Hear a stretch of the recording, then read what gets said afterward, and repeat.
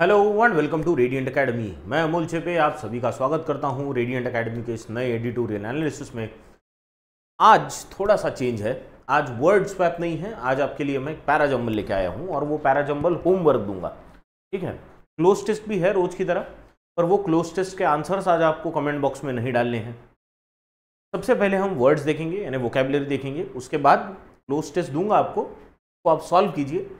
उसके आंसर्स अपने कमेंट में नहीं दिए तो भी आज चलेंगे, और उसके बाद फिर हम एडिटोरियल का एनालिसिस करेंगे और उस एडिटोरियल के एनालिसिस के बेसिस पे कुछ क्वेश्चंस है, और अंत में एक पैराजंबल है जिसका सीक्वेंस आपको कमेंट बॉक्स में आज देना है। ठीक है, तो let us start with the class today.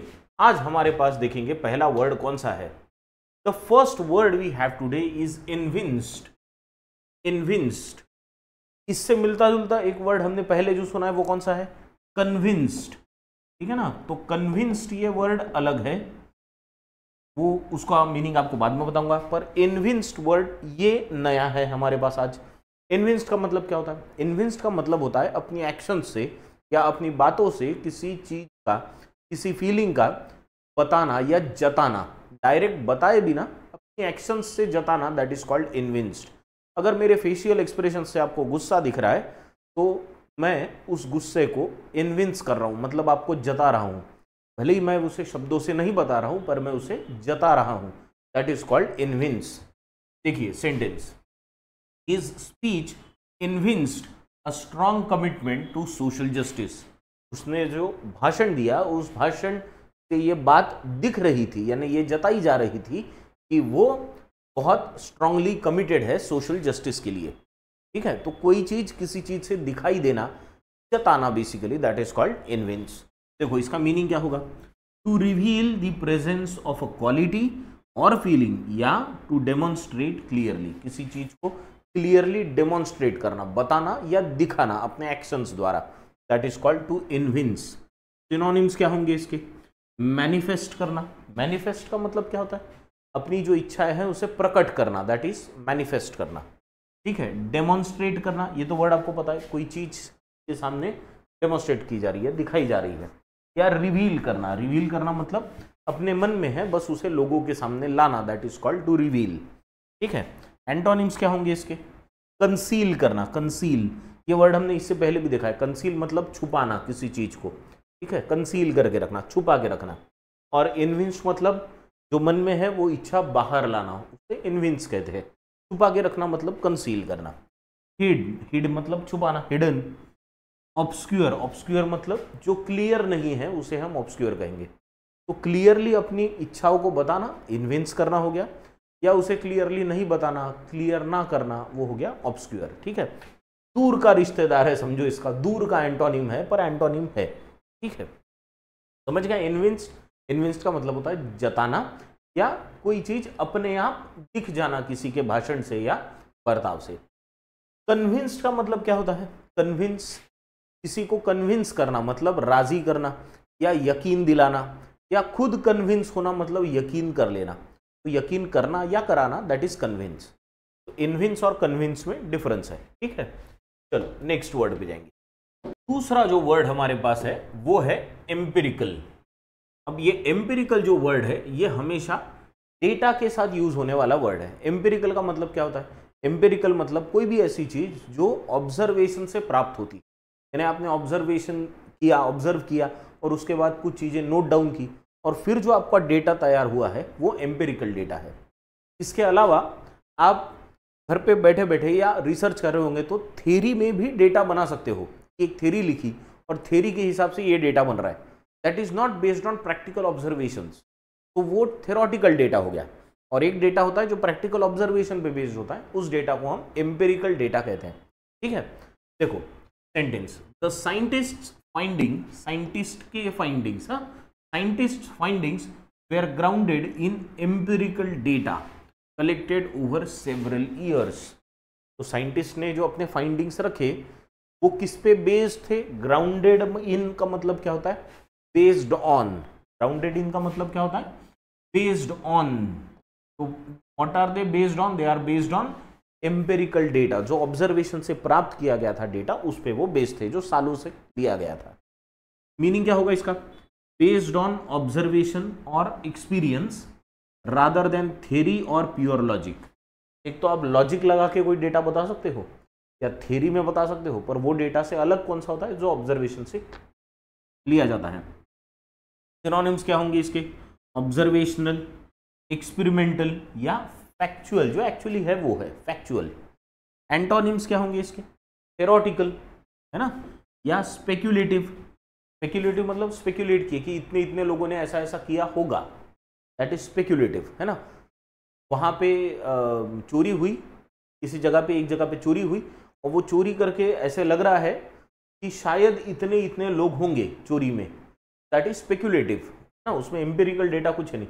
फिर सीसीटीवी देख के पता चला रहे नहीं 5 ही लोग थे और स्पेक्यूलेट किया था 10 लोग होंगे, तो ये हो गया स्पेक्यूलेटिव और एम्पिरिकल। या हाइपोथेटिकल, है ना। हाइपोथेटिकल का मतलब अंदाजा लगा दिया कुछ, दैट इज हाइपोथेटिकल, ठीक है, which is not factual is hypothetical, ठीक। एम्पिरिकल समझ गया, फैक्चुअल डेटा ऑब्जर्वेशन पे बेस्ड होता है। चलो नेक्स्ट वर्ड हमारे पास है इनऑर्डिनेट। इनऑर्डिनेट का मतलब होता है जरूरत से ज्यादा, बहुत ज्यादा, एक्सेसिव, जिसकी जरूरत नहीं है या जितनी की जरूरत नहीं है उससे भी ज्यादा, दैट इज इनऑर्डिनेट, ठीक है। देखो sentence, he spent an inordinate amount of time perfecting his presentation. उसने अपने प्रेजेंटेशन को परफेक्ट कराने के लिए inordinate amount of time spend कर दिया, यानी भाई इतनी ज़रूरत नहीं थी, बहुत ज़्यादा हो गया ना, ज़रूरत से ज़्यादा समय वेस्ट कर दिया उस पर, लगा दिया उस पर, वेस्ट नहीं किया, लगा दिया, तो वो हो गया इनऑर्डिनेट, सिंपल। तो मीनिंग क्या होगा इसका? Exceeding reasonable limits, excessive, reasonable limit की एक प्रेजेंटेशन बनाने के लिए भाई यार 1 घंटा लगेगा, तुम 6 घंटे से वही काम कर रहे हो, तो हो गया इनऑर्डिनेट टाइम, ठीक। सिनोनिम्स क्या होंगे इसके? एक्सेसिव, जरूरत से ज्यादा, डिसप्रपोर्शनेट, प्रपोर्शन में होगा तो ठीक है, डिसप्रपोर्शनेट, कुछ रीजन ही नहीं है, अनरीजनेबल, यानी ऐसा कि जिसको कारण ही नहीं दिया जा सकता कोई, ठीक है। एंटोनिम्स क्या होंगे इसके? एंटोनिम्स यानी फिर रीजनेबल, है ना, जिसके पीछे कारण दिया जा सकता हो, मॉडरेट या बैलेंस, समझ गया। इनऑर्डिनेट, इनऑर्डिनेट मतलब जरूरत से ज्यादा। चलो next word we have is militated. Militated, militant, ये वर्ड हमने पहले देखा है। मिलिटेंट, मिलिटेंट मतलब ऐसा व्यक्ति जो विरोध करता हो, अपोज करता हो और उसके लिए वो आतंक भी फैलाता हो। तो आतंकवादियों को के लिए बहुत बार अपने न्यूज़पेपर में मिलिटेंट्स या मिलिटेंसी ये वर्ड सुना होगा। तो मिलिटेट उसी से रिलेटेड है, उसी का वर्ब फॉर्म। एक मिलिटेंट मिलिटेट करेगा मतलब विरोध करेगा, अपोज करेगा, किसी चीज को अपोज करना बोले तो मिलिटेट करना होता है। देखो यहां sentence, the harsh climate militated against any efforts to settle the region. Region को सेटल करने की कोशिश चल रही थी पर उसे हार्श क्लाइमेट कंटिन्यूअसली अपोज कर रहा था, है ना। तो मिलिटेट करना मतलब अपोज करना। देखो मीनिंग इसका, टू बी अ पावरफुल और कंक्लूसिव फैक्टर इन प्रिवेंटिंग और अपोजिंग समथिंग, अपोजिंग समथिंग, किसी को अपोज करना। सिनोनिम्स क्या होंगे इसके? अपोज करना, हिंडर करना, हिंडर करना मतलब बाधा डालना, जो अपोज करेगा वो बाधा भी डालेगा आपके काम में, या किसी के अगेंस्ट काम करना, वर्क अगेंस्ट समथिंग, ठीक है, मिलिटेट। एंटोनिम्स क्या होंगे इसके? किसी के अगेंस्ट काम करना का एंटोनिम क्या होगा? तो सपोर्ट करना, असिस्ट करना, है ना, तो सपोर्ट करना, असिस्ट करना या एड करना। एड का मतलब क्या होता है? मदद करना, ठीक है, समझ गया। फिर मिलिटेट, मिलिटेट का मतलब होता है to work against something, to oppose something, ठीक है। चलो next word we have is demarcate. Demarcate का मतलब होता है मार्क करना, ठीक है, टू मार्क समथिंग। जैसे फॉर एग्जाम्पल ये ए का खेत है, ये बी का खेत है, तो इन्होंने क्या किया, इनको बहुत कॉन्फ्लिक्ट हो रहे थे कि मेरा खेत यहाँ तक है, तुम्हारा खेत वहाँ तक है।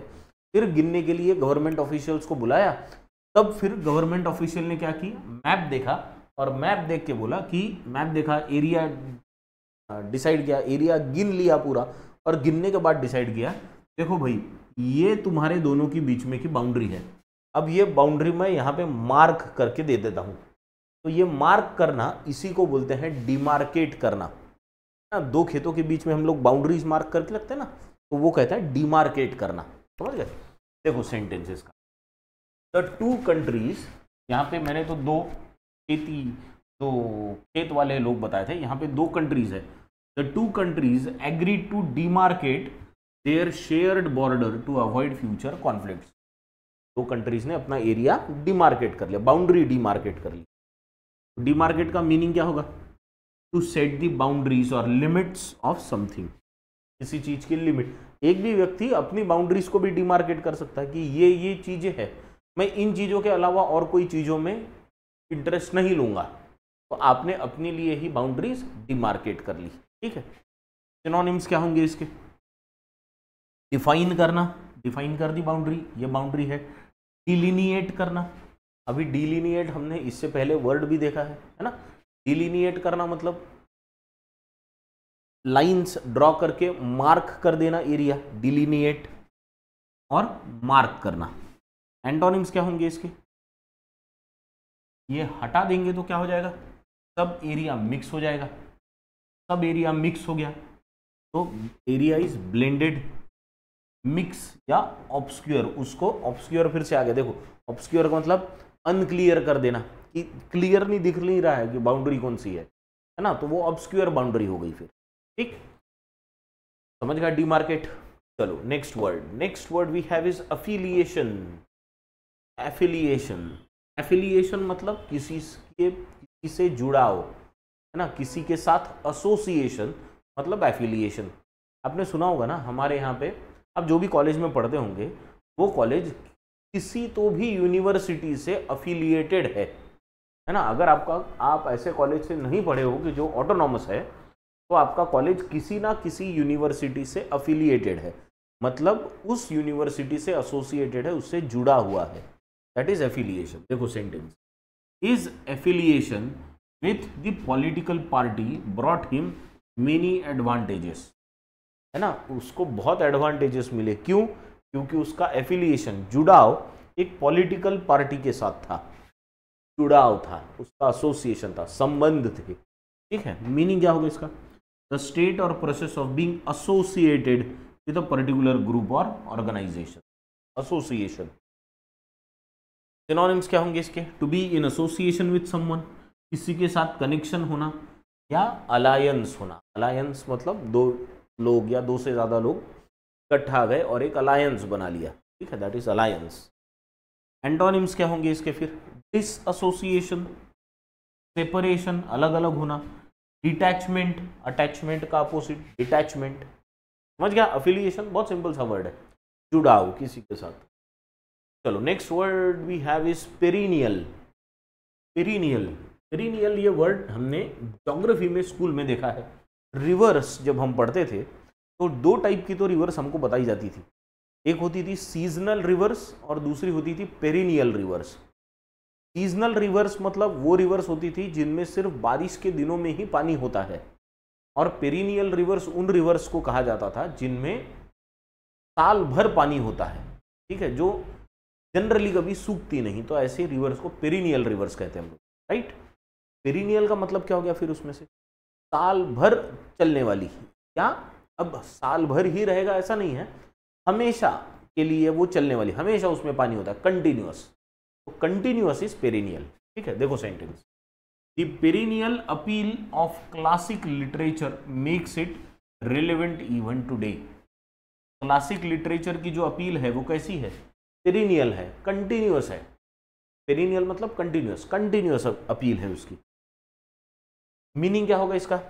लास्टिंग यानी लॉन्ग टर्म, लास्टिंग का मतलब होता है लॉन्ग टर्म, और existing for a long time. Enduring, enduring मतलब भी बहुत लंबे समय के लिए। सिनोनिम्स क्या होंगे इसके? एंड्यूरिंग, ये यहाँ पे भी आ गया। एवरलास्टिंग, हमेशा लास्ट करने वाला। कॉन्स्टेंट या कंटिन्यूअस। एंटोनिम्स क्या होंगे? जो थोड़ी देर के लिए है, टेम्पररी है ना, या फ्लीटिंग, फ्लीटिंग मतलब थोड़ी देर के लिए। मोमेंटरी, मोमेंटरी मतलब कुछ ही मोमेंट्स के लिए, कुछ सेकंदों के लिए। मोमेंटरी बस आया चला गया, दैट इज मोमेंटरी। समझ गया? फिर पेरिनियल का मतलब, perennial is long term, continuous. चलो नेक्स्ट वर्ड पे जाएंगे। Next word we have is extant. Extant है ये वर्ड, एक्सटेंट है ना। एक वर्ड हमारे पास है वो है एक्सटेंट। एक्सटेंट का मतलब होता है दायरा, है ना, कि उस चीज का एक्सटेंट कितना है, दायरा कितना है, वो अलग हो गया। एक्सटेंडेड, वो एक्सटेंड हो गया। फिर बढ़ाना, बढ़ाने के लिए वर्ड कौन सा है हमारे पास, एक्सटेंड, वो फिर से अलग वर्ड है, बढ़ाना। एक्सटेंट मतलब दायरा, एक्सटेंड मतलब बढ़ाना। ये एक्सटेंट है, एक्सटेंट या एक्सटंट बोलेंगे उसको, स्टंट की तरह। स्टंट होता है ना, स्टंट करते लोग, वैसे एक्सटंट। एक्सटंट का मतलब क्या होता है, ऐसी कोई भी चीज जो अभी फिलहाल में मौजूद है, वर्तमान में अभी कोई चीज अगर है तो उसे हम एक्सटंट कहेंगे। एक्सटंट जो वर्तमान में नहीं है, पहले थी, वर्तमान में नहीं है, विलुप्त हो चुकी है, उसे हम कहते हैं एक्सटिंक्ट। ये देखो ये वर्ड है वहां, एक्सटिंक्ट। एक्सटिंक्ट मतलब विलुप्त हो गई, अभी नहीं है। और ऐसी चीज जो अभी है उसे क्या कहेंगे, एक्सटंट। ठीक है, देखो सेंटेंस, फ्यू एक्सटंट मैन्युस्क्रिप्ट्स। मैन्युस्क्रिप्ट का मतलब होता है शिलालेख, है ना, जो खुदाई में वगैरह मिलता है ना, कुछ पुराना लिखा हुआ जो भी मिला आपको, दैट इज शिलालेख। तो few extant manuscripts from the ancient civilisation have been found. कुछ पुराने शिलालेख मिले हैं एंशिएंट सिविलाइजेशन के, अभी मिले हैं, जो अभी एग्जिस्ट करते हैं हमारे पास, इसलिए उन्हें क्या कहा गया, एक्सटेंट है वो। ठीक है, देखो meaning, still in existence, surviving. Synonyms क्या होंगे इसके, एग्जिस्टिंग अभी है, सर्वाइव करने वाले, या रिमेनिंग है अभी है, या फिर उसका एंटोनिम क्या बताया मैंने, जो विलुप्त हो गए वो एक्सटिंक्ट हो गया, एंटोनिम उसका लॉस्ट या गॉन, खत्म हो गया। जो समझ गया मतलब एक्सटेंट का। एक्सटिंक्ट से अलग कैसा है समझा, एक्सटेंट से भी अलग है और एक्सटेंड से भी अलग है। ठीक, चलो नेक्स्ट वर्ड पे जाएंगे। Next word we have is arbitrary. Arbitrary का मतलब होता है अपने मन से, है ना, मन से बस ऐसा लगा इसलिए कर दिया, that is arbitrary. Arbitrary decision, बिना कुछ सोचे समझे, बिना किसी डेटा को स्टडी किए अगर कोई भी निर्णय ले लिया जाता है तो उसे आर्बिट्ररी डिसीजन कहा जाता है। बस लगा इसलिए ले लिया, दैट इज आर्बिट्ररी। देखो sentence, the teachers arbitrary grading system frustrated the students. अब कोई टीचर ने एक ग्रेड करने की सिस्टम बनाई स्टूडेंट्स के लिए, अपने ही मन से बना दी, और उसको कुछ सिर पैर नहीं था, तो फिर उससे स्टूडेंट्स फ्रस्ट्रेट हो गए, यार ये कैसी सिस्टम बना दी, जरा ढंग की बनाते, सोच विचार करके, लोगों से बात विचार विमर्श करके बनाते तो जरा अच्छा होता था। कुछ भी बना दिया अपने मन से। अपने मन से बना देना इज आर्बिट्ररी। समझ गए क्या होगा मीनिंग इसका, बेस्ड ऑन रैंडम चॉइस और पर्सनल विम। रैंडम चॉइस है ना, कोई कारण नहीं है, ऐसे ही बना दिए। पर्सनल विम यानी खुद की सोच के हिसाब से बना दिया कुछ, रादर देन रीजन और सिस्टम, बिना किसी व्यवस्था के या बिना किसी कारण के अपने ही मन को जो लगा वो बना दिया, दैट इज आर्बिट्ररी। सिनोनिम्स क्या होंगे इसके फिर, रैंडम, है ना, यहाँ देखो यहाँ पे भी वर्ड है रैंडम, क्या रैंडम है, या कैप्रीशियस है, कुछ भी बिना रीजन के। सब्जेक्टिव है, अपने को लगा इसलिए, यानी आपको जैसे लग रहा है उस हिसाब से, है ना, that is called subjective. Subjective का मतलब क्या होता है, एक कोई तो भी मुद्दा है, अब वो मुद्दे के बारे में मैं अलग सोचता हूं, आप अलग सोच रहे हो, तो वो मुद्दा सब्जेक्टिव हो गया ना, मेरे हिसाब से अलग है, आपके हिसाब से अलग है, तो अपने हिसाब से उसका मीनिंग लगा लेना, दैट इज आर्बिट्ररी। ठीक, चलो एंटोनिम क्या होगा इसका फिर, रैशनल। रैशनल का मतलब जिसके पीछे कारण हो, दैट इज रैशनल, कुछ तो भी सोच हो उसके पीछे, that is rational. Reason, reason मतलब कारण, लॉजिकल, कुछ तो भी लॉजिक हो उसके पीछे। समझ गए, आर्बिट्ररी समझा, अपने मन से कुछ तो भी कर दिया, दैट इज आर्बिट्ररी। चलो next word we have is virtuous. I think ये लास्ट है आज का। हाँ, वर्चुअस। वर्चुअस का मतलब क्या होता है, वर्चुअस का मतलब होता है ऐसा व्यक्ति जो सारी चीजें सही करो, मॉरली करेक्ट व्यक्ति हो, एथिकल व्यक्ति हो, या ऐसा व्यक्ति हो जिसे हम कहेंगे उसका आचरण सही हो, एकदम सदाचारी व्यक्ति, राइटस जिसको कहना, वो हमेशा सही बर्ताव करेगा, उसे हम वर्चुअस कहेंगे, है ना। वो मॉरली करेक्ट है, तो सब अच्छा करना ही अच्छा लगता है। सदाचारी जिसे कहेंगे हम, अच्छा आचरण वाला व्यक्ति, दैट इज वर्चुअस या राइटस, दूसरा वर्ड है उसके लिए righteous. He was known as a virtuous leader, हाँ, अच्छी सही चीज को सही बर्ताव करने वाली व्यक्ति थी, virtuous leader. Who always acted with integrity, वो अपने इंटीग्रिटी के साथ ही काम करती थी। वर्चुअस का मतलब क्या हो गया फिर, मीनिंग हैविंग और शोइंग हाई मॉरल स्टैंडर्ड्स, जिनके मॉरल स्टैंडर्ड्स वो सही होते हैं, वो सही, जो सही है वही करेंगे, है ना, दैट इज मॉरल स्टैंडर्ड्स वाले लोग। सिनोनिम्स, एथिकल, राइटस या मॉरल। एंटोनिम्स क्या होंगे इसके, जो इमोरल है, जिसको सही चीजों से लेना देना नहीं, उसको पैसा ही चाहिए सिर्फ, या सिर्फ पोजीशन चाहिए, ऐसे व्यक्ति कैसे होते फिर, करप्ट, इमोरल या अनएथिकल, है ना, अनैतिक काम करने वाले तो इमोरल हो गए, करप्ट हो गए, भ्रष्ट लोग हो गए फिर वो, ठीक। तो समझ गया, वर्चुअस मतलब सदाचारी, सही व्यक्ति जो सही चीजें ही करे, दैट इज वर्चुअस, राइटस, ठीक है। तो यहां तक क्लियर है, 10 के 10 वर्ड्स आई होप समझ में आ गए होंगे। इसके बेसिस पे अब आपके लिए है ये क्लोज टेस्ट। क्या करना है आज इस क्लोज टेस्ट में, आंसर्स लिख लो कमेंट में। आज इसके आंसर्स मत डालना, आपके लिए कुछ और रखा है मैंने कमेंट के लिए, पैरा जंबल के आंसर्स डालना है आपको कमेंट में आज, ठीक है। तो इसका स्क्रीनशॉट ले लो पहले और इसे सॉल्व करना।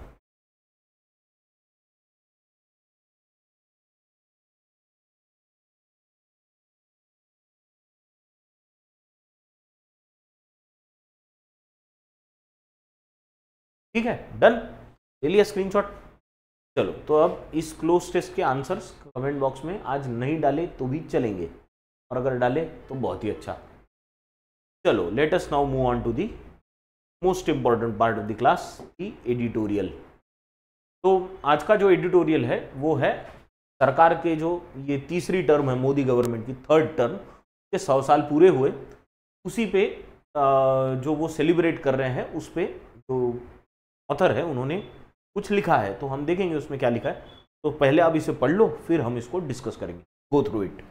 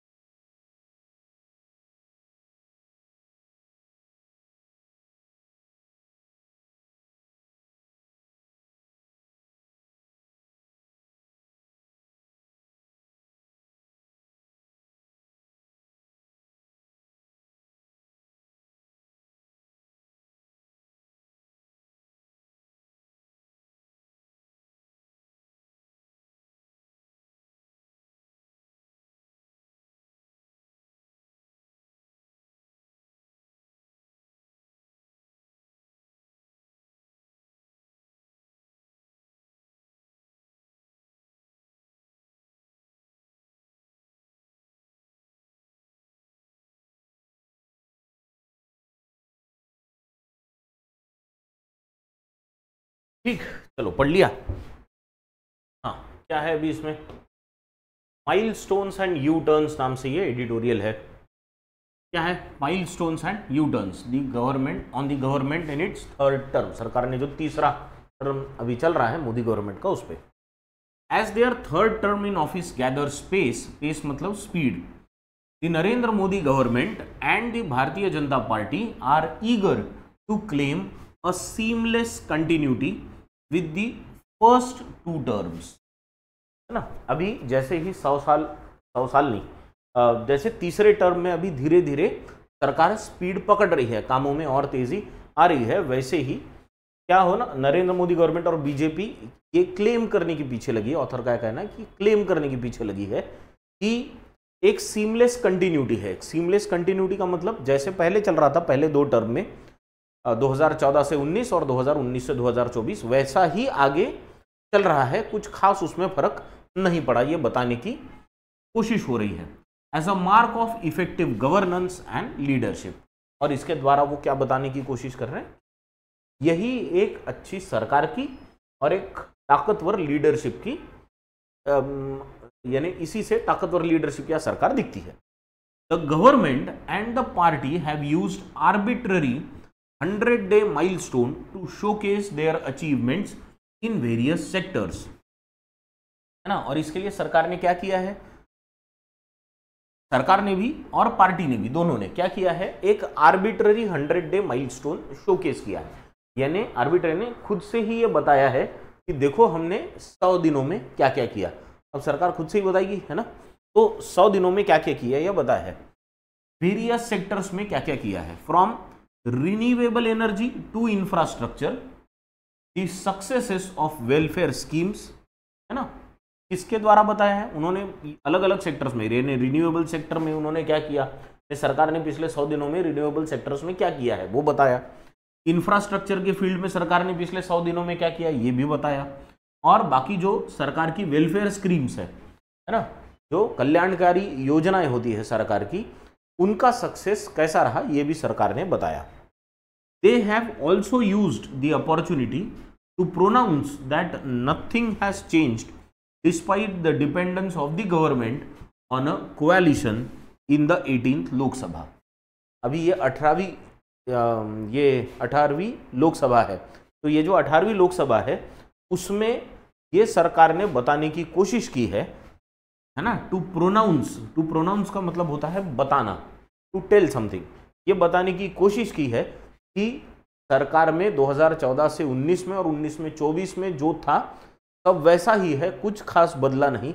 भले ही पहले 14 से 19 और 19 से 24 में पहले 2 टर्म्स में सरकार के पास बहुमत था, लेकिन इस बार 18वीं लोकसभा में क्या हुआ है, कोएलिशन सरकार है ना, सरकार के पास पूर्ण बहुमत नहीं है, कोएलिशन के साथ चलना पड़ रहा है, सरकार गठबंधन वाली सरकार चलानी पड़ रही है, फिर भी कुछ खास चेंज हुआ नहीं है, ये सरकार द्वारा बताने की कोशिश हुई है। As if to prove the point that there is no rethink of on any of controversial agendas from the previous terms, ये बताने की कोशिश हो रही है कि हमारे जो भी पहले का एजेंडा था, पहले की 2 सरकारों में जो एजेंडा था उसी पे आगे भी काम होगा, ये बताने की कोशिश सरकार द्वारा की गई है। The union cabinet on Wednesday September 18, 2024 approved a report by committee headed by the former president of India Ramnath Kovind that has endorsed a partisan BJP proposal for simultaneous elections to all state assemblies and the Lok Sabha। और ये किससे पता चल रहा है कि सरकार उसी मूड में काम करेगी जो पहले 2 टर्म्स में कर रही थी, ये किससे पता चला, क्योंकि अभी 18 सितंबर 2024 को रामनाथ कोविंद जो हमारे पूर्व राष्ट्रपति है, उनकी अध्यक्षता में एक कमिटी जो बनी थी पहले, जो 1 नेशन 1 इलेक्शन पे काम करने वाली थी, तो उन्होंने एक रिपोर्ट भेजी। अब ये रिपोर्ट सबमिट हो गई थी प्रेसिडेंट के पास, 18,000 पन्नों की ये रिपोर्ट है, सबमिट हो गई और इसको यूनियन कैबिनेट ने अप्रूव कर दिया और ये कहा कि हमें ये रिपोर्ट मंजूर है। अब ये पार्लियामेंट में जाएगी जिस पे चर्चा होगी, मतदान होगा, फिर शायद ये एक्ट बने या ना बने वो बाद में की बात है। पर 1 नेशन 1 इलेक्शन से क्या होने वाला है, राज्यों के चुनाव और जो हमारा लोकसभा का चुनाव है और उसी के 100 दिन बाद या 100 दिनों के अंदर बाकी लोकल बॉडीज के सारे चुनाव एक साथ करा लिए जाएंगे। तो ये सरकार के एजेंडा में पहले भी था, पहली 2 टर्म्स में, यानी पहले भी एजेंडा में था, और इस बार तीसरी टर्म में आने से पहले अपने मैनिफेस्टो में भी बीजेपी ने इसे डाला था। तो वो कोएलिशन सरकार होने के बावजूद इस मुद्दे को आगे लेके जा रही है। The government has also made it clear that it will work towards a uniform civil code and continue to push for the expansion of Hindi over English. और सरकार ने ये भी कहा है कि सरकार यूनिफॉर्म सिविल कोड को भी आगे लेके जाएगी, भले ही पूर्ण बहुमत नहीं हो, पर यूनिफॉर्म सिविल कोड को लेके भी आगे जाएगी, और इंग्लिश के अलावा हिंदी को ज़्यादा प्रोत्साहन दिया जाएगा। ये भी सरकार की मंशा दिख रही है, पहले भी थी और अभी भी दिख रही है ना। इसमें कोई गैर तो है नहीं, इंग्लिश के बजाय हिंदी को अगर ज़्यादा तवज्जो दी जाए तो ये अच्छा ही है, पर लोकल लैंग्वेजेस जो है स्टेट्स की, उसे भी उतना ही रिस्पेक्ट मिले, that is additionally we want. ठीक है, चलो अब चलेंगे सेकंड पार्ट पे। Now go through the second part. पहले सेकंड पार्ट पढ़ लो, फिर उसको डिस्कस करेंगे।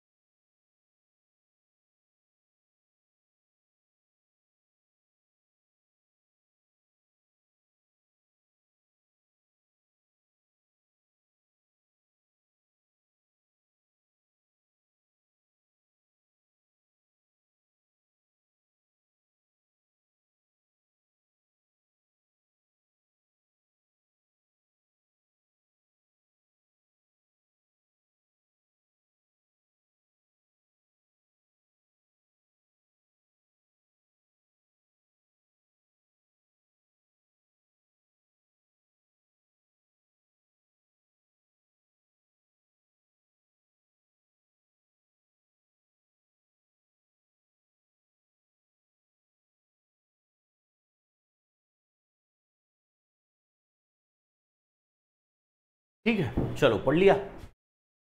हाँ, क्या है हमारे पास इस पार्ट में? BJP functionaries are putting up a brave face. BJP functionaries are putting on a brave face but cannot wish away the new reality of coalition politics. है ना। अब ऑथर के अपने मत है इस पे। अब ऑथर का क्या कहना है कि बीजेपी की जो फंक्शनरीज है वो एक ब्रेव फेस दिखा रहे हैं। वो चेहरे से तो ये बता रहे हैं कि देखो कुछ बदला नहीं है, पर अभी वो समझ रहे हैं कि नहीं, कोएलिशन पॉलिटिक्स की भी कुछ जिम्मेदारी होती है। गठबंधन होने की वजह से अब आपको बाकी भी पार्टियों की सुननी पड़ेगी। ये अभी उन्हें पता चल रहा है। And the change dynamics in the party and the larger संघ परिवार since the results of 2024 general elections. और कुछ डायनामिक्स चेंज हुए हैं। पहले कैसा था, 2014 से 19 या 19 से 24 में सरकार को पूरा बहुमत था, तो सरकार जो कहती थी उसी हिसाब से काम होता था, बीजेपी जो कहती थी उसी हिसाब से। पर इस बार बहुमत नहीं है, तो बाकी भी पार्टियां कुछ अपनी अपनी मांगे सामने रखने लगी है, या फिर जो आइडियोलॉजिकल विंग है बीजेपी जिससे आता है संघ परिवार, वो संघ परिवार का भी अभी कुछ कहना है जिसको बीजेपी को मानना पड़ेगा। This is what the author is telling us. Stability and continuity at policy and political levels are signs of good governance. है ना, कंटिन्यूटी होना ये बहुत अच्छी बात है, स्टेबिलिटी होना पॉलिसी लेवल्स पे और पॉलिटिकल लेवल्स पे ये बहुत अच्छी बात है, ये तो कह रहे हैं ऑथर।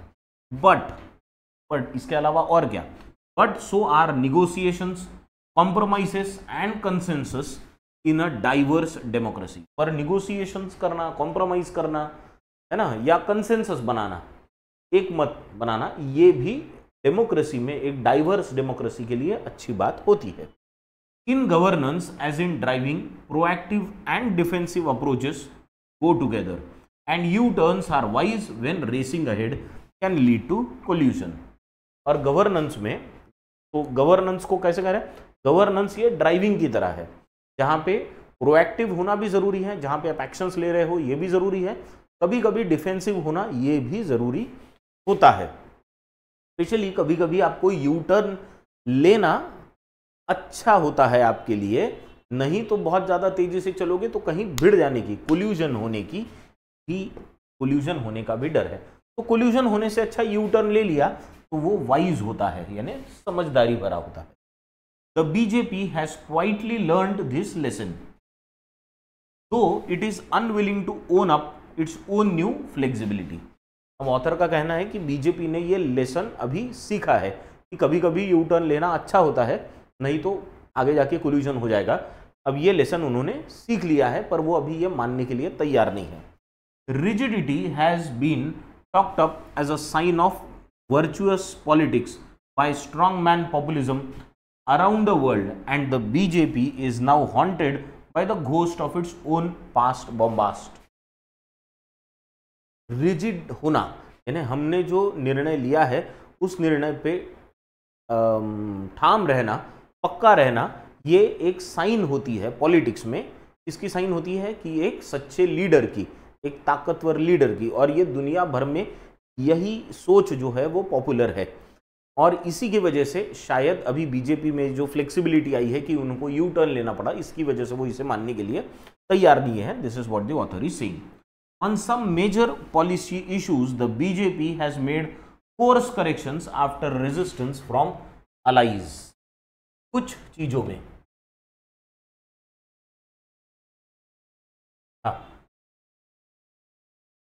कुछ केसेस में ना, कुछ मेजर पॉलिसी डिसीजंस में बीजेपी को कोर्स करेक्शन करना पड़ा। कोर्स करेक्शन करना पड़ा मतलब वो जो रास्ते से जा रहे थे उसमें उनको लगा कि नहीं आगे खतरा हो सकता है, तो उन्हें रुकना पड़ा या पीछे पलटना पड़ा, पीछे आना पड़ा। क्यों? जब उनको रेजिस्टेंस का सामना करना पड़ा अपने अलाइज से। अलाइज मतलब वो पार्टियां जो सरकार में बीजेपी के साथ है, एंड कुछ अपोजिशन से भी रेजिस्टेंस मिला। उसको मुझे तो नहीं लगता उसको सुना होगा उन्होंने। It has extended the consultation on the proposed amendments to the Waqf Act. जैसे वक्फ एक्ट पार्लियामेंट में लाया गया, फिर उसको कंसल्टेशन के लिए जेपीसी के पास भेज दिया गया, ज्वाइंट पार्लियामेंट्री कमेटी के पास भेज दिया गया। उसके बाद abandoned the new pension scheme, नई पेंशन स्कीम लाई गई, उसको अबेंडन किया गया। फिर proposed lateral entry scheme in the high bureaucracy, एक लैटरल एंट्री स्कीम भी लाई गई थी कि जिसमें सिर्फ यूपीएससी के द्वारा सिलेक्शन नहीं होगा हायर ब्यूरोक्रेसी में, बल्कि बाहर से डायरेक्टली भी लोगों को इन्वॉल्व किया जाएगा ताकि लोग स्पेशलाइज्ड लोग जरा आके कुछ चीज़ों को संभाल सके। तो ये कुछ ऐसी चीज़ें थी जिसपे बीजेपी को या सरकार को वापस आना पड़ा, यानी वो पूरी फोर्स से आगे नहीं जा पाई। और ऑथर कह रहे हैं कि इसके लिए कारण ये है कि उनके पास अभी पूरा बहुमत नहीं है, कोएलिशन से सरकार चल रही है, गठबंधन से। These are areas in the need of reforms, but they can be best achieved by openness and flexibility। अब ये भी मान रहे हैं यहाँ पे ऑथर कि ये जो चीजें सरकार करने की कोशिश कर रही है वो जरूरी है, ये रिफॉर्म्स आर नेसेसरी, जरूरी है, पर इसको करने का तरीका, उसमें थोड़ी सी ओपननेस या फ्लेक्सिबिलिटी लाने की जरूरत है, शायद वो उन्हें नहीं दिख रही है। ठीक, चलो अब let us now move on to the last part. छोटा सा पार्ट है, एकदम 4 लाइन, झट से पढ़ लो।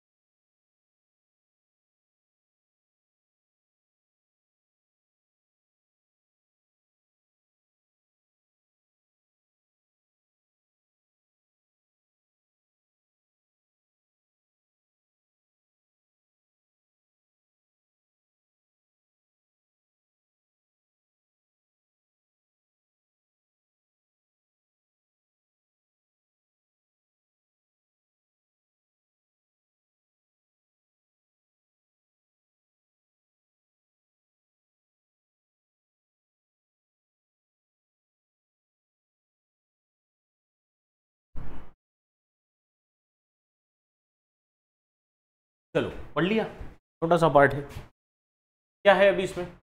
The BJP's rigidity on issues has also begotten equally rigid resistance from the opposition. है ना, सरकार अपने सरकार ने जो सोचा था उसमें बीजेपी तो रिजिड है ना, यानी उन्होंने सोच लिया, उन्होंने ठान लिया तो वो उसी पे रहेगी। वैसा ही कुछ अपोजिशन से भी देखने को मिला। बिगॉटन का मतलब ऐसा ही मिलना, है ना, ऐसा ही रिस्पॉन्स मिला। तो उनको रिस्पॉन्स भी अपोजिशन से ऐसी मिला कि अपोजिशन भी अपने सोच में, आइडिया में, स्टैंड में बदलने को तैयार नहीं है, which is no good for governance. है ना, गवर्नेंस के लिए ये अच्छा नहीं है। Similarly the BJP itself is increasingly becoming a coalition rather than an ideological monolith.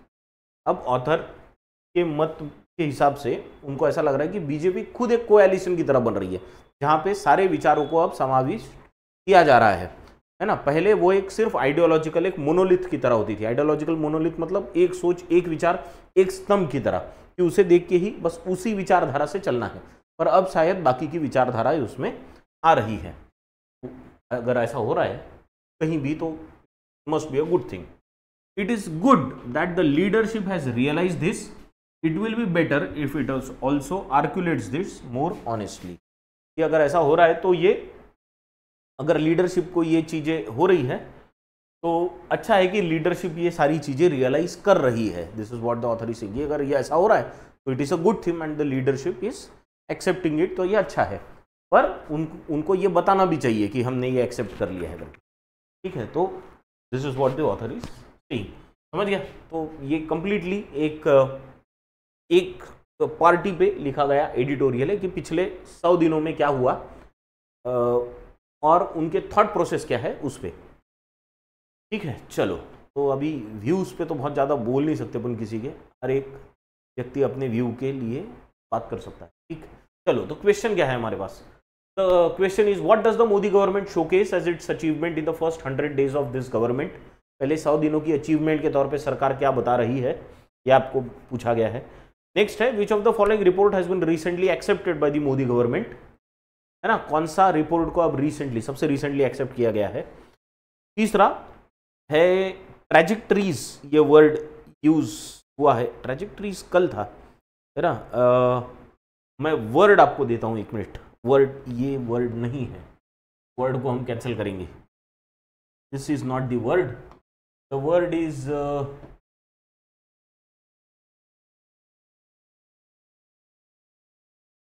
Word था ओल्ड में नहीं, वर्चुअस। हाँ, तो वर्ड कौन सा है आपके लिए? वर्चुअस ये वर्ड है ना। अब आपको क्या करना है, वर्चुअस का, मैंने ये वर्ड बदलने का रह गया था, ऑप्शंस बदल दिए सारे। तो वर्चुअस का नियरली सेम मीनिंग वाला वर्ड आपको बताना है। बहुत सिंपल सा आंसर है इसका, ठीक। नेक्स्ट फिर है एक फ्रेज दी है बोल्ड में इस सेंटेंस में, टू प्रोनाउंस, उसका मतलब क्या है वो आपको बताना है। और लास्ट में पूछा गया है which of the following issue has the BJP not gone for consultations. Consultation के लिए कौन सा इशू नहीं लिया गया है बीजेपी द्वारा, ठीक है। तो ये क्वेश्चंस है आज के एडिटोरियल पे। अब लास्ट में आज क्या है, आज लास्ट में है आपके पास ये पैराजंबल। और आपको क्या करना है, इस पैराजंबल को सॉल्व करके इसका करेक्ट सीक्वेंस कमेंट बॉक्स में देना है। तो आज आपको 2 चीजों के आंसर्स देने हैं। किस चीज के? सबसे पहले एडिटोरियल का आंसर देना है, एडिटोरियल पे जो क्वेश्चंस पूछे उसका, और फिर इस पैराजंबल का सीक्वेंस देना है। तो मैं साइड में होता हूँ, इसको स्क्रीनशॉट ले लो या आराम से इसको सॉल्व कर लो, ठीक है।